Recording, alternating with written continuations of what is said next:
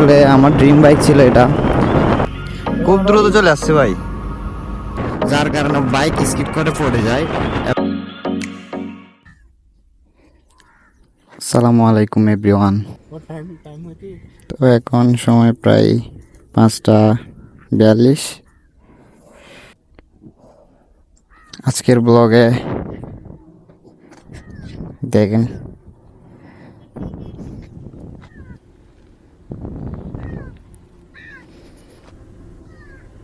তো এই স্কেচগুলো কেমন হয়েছে, আজকের ব্লগে আমি আপনাদের সাথে এই বিষয় নিয়ে শেয়ার করব যে আমার বাইকের এই স্ক্র্যাচগুলো কেমনে হয়েছে। আসলে এগুলো অনেক আগেই হয়েছে, তো চলেন যেতে যেতে আপনাদের সাথে বিষয়টা শেয়ার করি। আজকে আমরা যাব বাইজিৎ link road, so let's go guys.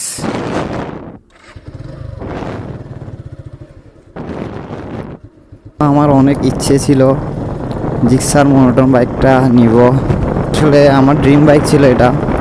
তো ফাইনালি জানুয়ারির 17 তারিখে আমি বাইকটা কিনলাম।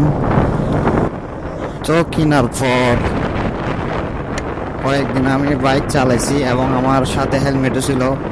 বাইক নেওয়ার পর তৃতীয় দিন আমি একটা কাজে ছিলাম, তো হঠাৎ আমার আপু আমাকে কল দিল, কল দিয়ে বললো যে রাফি একটা কাজ আছে, তুমি আমাদের বাসায় একটু আসতে পারবা?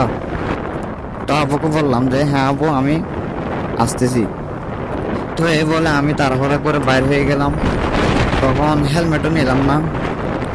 তো যাচ্ছি, যাওয়ার পথে হঠাৎ এক ফিরে আমি যে পিক আপ বাড়ি দিব ওই মুহূর্তে একটা সামনে গলি ছিল, গলি থেকে হঠাৎই একটা কুকুর আমার বাইকের সামনে এসে পড়ে। তো তখন আমি যেহেতু নতুন বাইক নিয়েছিলাম, আমার বাইকের সম্পর্কে এত বেশি আহামরি ধারণা ছিল না, যার কারণে আমি ইঞ্জিন ব্রেক সম্পর্কে জানতাম না। তো হঠাৎ কুকুরটা আমার বাইকের সামনে চলে আসে, দেন আমি ক্লাস ফুল ধরে সামনের ব্রেকটা ফুল চেপে ধরি, যার কারণে বাইক স্কিড করে পড়ে যায়। এবং আমার বাইকে তখন বাম্পার ছিল, ভাগ্যিস বাম্পার থাকার কারণে বাইকে কোনো স্ক্র্যাচ আসে নাই। এই হ্যান্ডেলবার সামান্য একটু স্ক্র্যাচ এসেছে, যেটা আমি আপনাদেরকে ভিডিওর শুরুতে দেখাইছি। তো পড়ে গেলাম। সো দেন আমার হাঁটুর উপরের প্যান্ট ছিঁড়ে, হাঁটুর ছিঁড়ে রক্ত রক্ত পড়তেছে।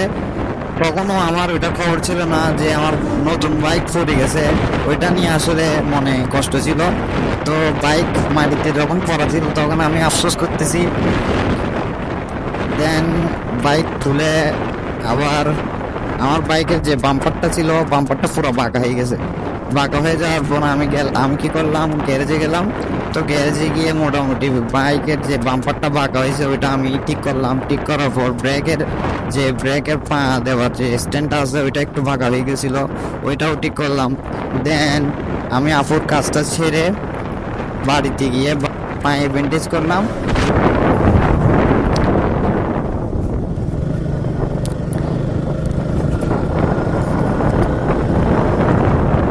আস্তে আস্তে আমি বাইক সম্পর্কে আরো অভিজ্ঞ হলাম। আমার এক ভাই আমাকে ইঞ্জিন ব্রেক সম্পর্কে অনেক পরে তথ্য দিল যে কিভাবে ইঞ্জিন ব্রেকটা করতে হয়, কিভাবে ইঞ্জিন ব্রেক কাজ করে। তো পরে আমি আস্তে আস্তে আস্তে ইঞ্জিন ব্রেকটা প্র্যাকটিস করি। দেন আমার তারপর বাইকের যে কন্ট্রোলিংটা ওইটা দিন দিন আরো ইমপ্রুভ হয়। ঠিক সেম সিচুয়েশনে আমি আরো 2বার পড়ছিলাম, কিন্তু আলহামদুলিল্লাহ আমি খুব ভালোভাবে বাইকটা কন্ট্রোল করতে পারি। যখন আমি প্রথমবার পড়ে গেছিলাম তখন আমার পিছনে কোনো পিলিয়ন ছিল না, এরপরে দুইবারে আমার পিছনে পিলিয়ন ছিল। তো আপনারা যারা নতুন বাইক চালাচ্ছেন বা চালানো শিখতেছেন তারা অবশ্যই ইঞ্জিন ব্রেক সম্পর্কে জেনে নেবেন। আসলে আমাদের চট্টগ্রামে এই রুটটার দুই পাশে পাহাড় এবং মাঝখানে যে রুট, আপনারা তো এতক্ষণ দেখেছেন রুটটার সৌন্দর্য। মিডল পয়েন্টের রুট, আপনারা দুই পাশে পাহাড়।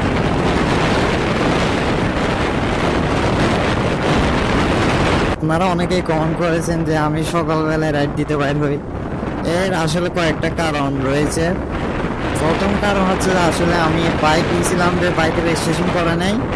দ্বিতীয় কারণ হচ্ছে যে বিকালবেলায় বাংলাদেশের রোডের অবস্থা যে খুবই বাজে, বাইরে হলে বিষয়টা বোঝা যায়। যেহেতু সকালবেলায় তেমন গাড়ি থাকে না, যার কারণে আমি বেশিরভাগই রাইড সকালবেলায় দিতে চেষ্টা করি।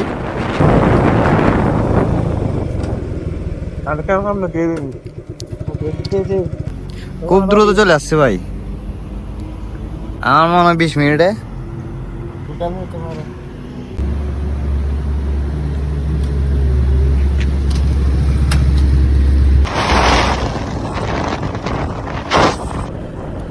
তো আজকের ভিডিও এখানেই সমাপ্তি। দেখা হবে আপনাদের সাথে নতুন ভিডিওতে। আর আপনারা যারা এখন আমার ফেসবুক পেজটা ফলো করেন নাই, তারা ফলো করে দিয়েন। ধন্যবাদ সবাইকে। আসসালামু আলাইকুম।